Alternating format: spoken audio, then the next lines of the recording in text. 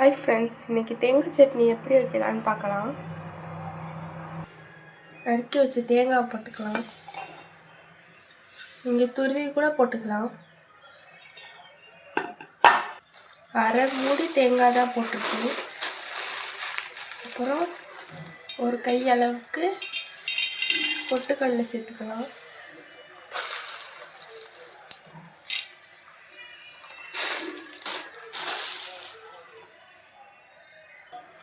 ஒரு 5 பல்லு பூண்டு சேர்த்துக்கலாம். காரத்துக்கு ஏற்ற மாதிரி பச்சை மிளகா, நான் ஒரு குட்டி பச்சை மிளகாவா 10 சேர்த்துருக்கேன். அரை டேபிள் ஸ்பூன் உப்பு சேர்த்துக்கலாம்.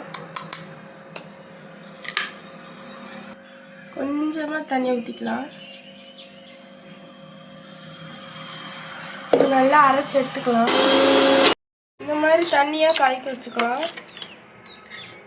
இப்போ தாளிப்புக்கு ஒரு டீஸ்பூன் எண்ணெய் ஊற்றி அதில் ஒரு டீஸ்பூன் கடுகு போட்டு கருவேப்பிலை போட்டு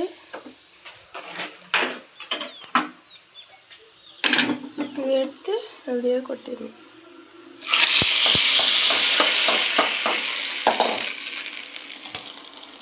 அவ்வளோதான் ஃப்ரெண்ட்ஸ், சுவையான தக்காளி சட்னி ரெடி. தேங்காய் சட்னி ரெடி.